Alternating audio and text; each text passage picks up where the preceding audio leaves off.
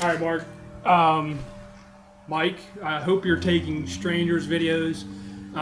Most people, throw out an introduction video. I don't have one. But when I saw your contest, I started pulling together records, and I don't know that I'm gonna get together a list here that's exactly what you're looking for. You're looking, I guess, you were looking to sort of go beyond your traditional Mexican music. I might not get there, but I'm going to put together of what I pulled, and hopefully you'll find something you'll like. I'm going to start pretty low on the totem pole here, some low-hanging fruit. More of a joke as I looked through some stuff and came across some stuff. And I'll start with the Lonely Bull by Herb Albert and the Tijuana Brass.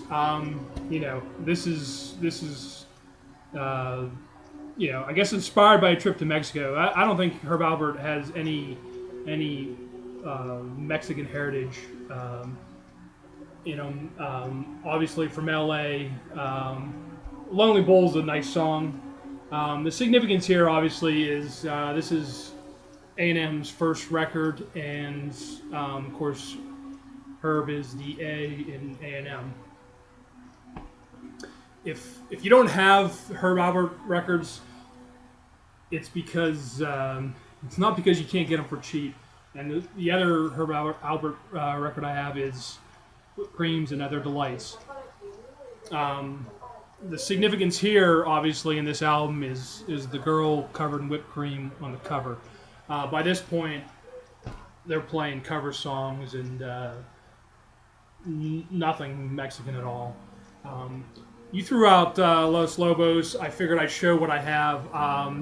There's a bunch of easy to get Los Lobos albums, and that is what I have. And A Time to Dance. This is, I believe, I guess their first major record label release on Slash Records. It's an EP. Nice stuff. Not great, but nice. How the Wolf Will Survive, I believe, is their second record. Again, pretty common. Slash Records. And there's a couple more that I've seen, don't have. I've passed a few of them on to my brother. I guess if you had Kiko, that's where you'd have something really, really nice as far as having in vinyl. I don't have it.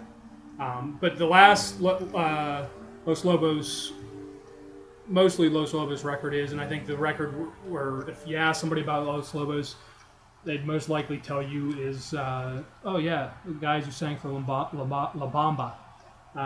Easy for me to say. Again, another nice album. Nothing great, and certainly isn't pushing the limit of traditional Mexican music. Going through my soundtracks, I came across this, Three Amigos. Funny movie. Funny soundtrack, maybe. Songs by Randy Newman, so it's got that going for it.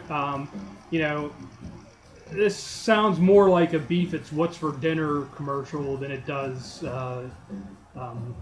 any kind of Mexican-inspired music. I guess, outside of the highlights, outside of My Little Buttercup, is Fiesta and Flamenco with a guitar solo by Chevy Chase. So you got that going. All right, so getting to modern day music, or bands playing today.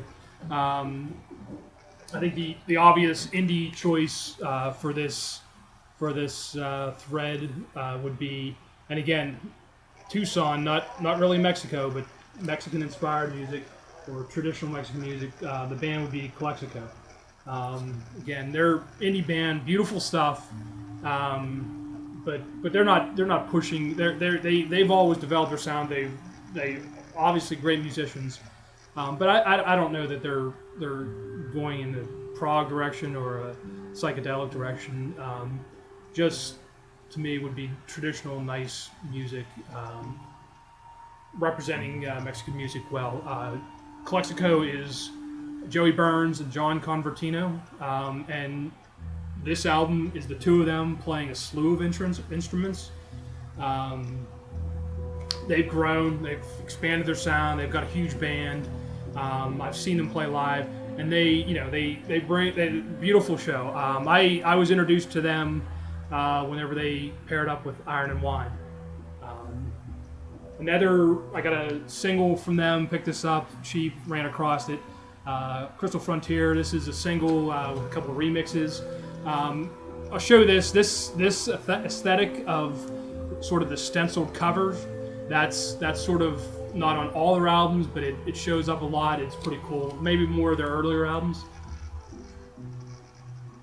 What you hear in the background is another soundtrack by Calexico, Circo. It's a soundtrack for the movie Circo.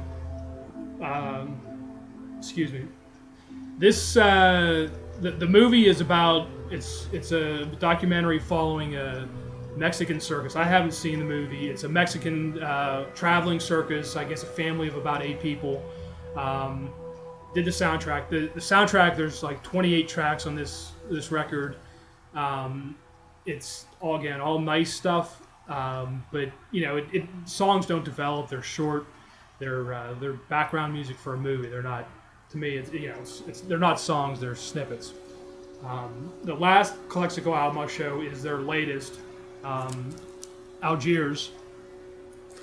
And I won't say much about this other than I went to see them support this album at the 930 Club in DC.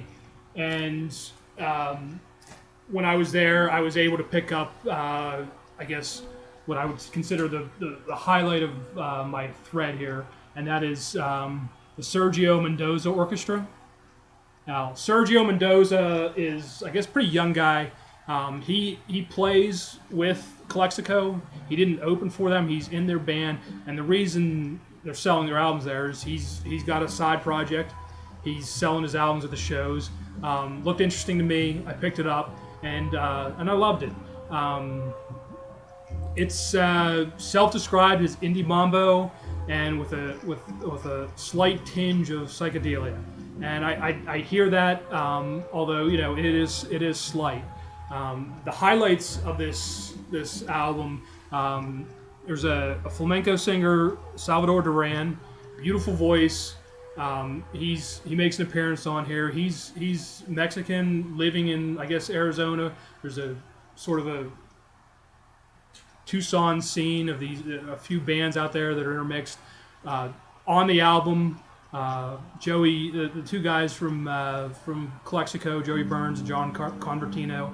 And I guess one thing to say also is that Sergio Mendoza on this album plays 10 different instruments. He's all over the place with as well as singing, all over, can play everything apparently, and that's part of Calexico's thing is that they bring a lot of instruments to the table when they play live, and their live shows, the people in the band need to be able to play multiple instruments to support the show. So, all right, well, that's what I got, and again, I guess if I had to pick an entry, the Sergio Mendoza Orchestra. Thanks, Mark.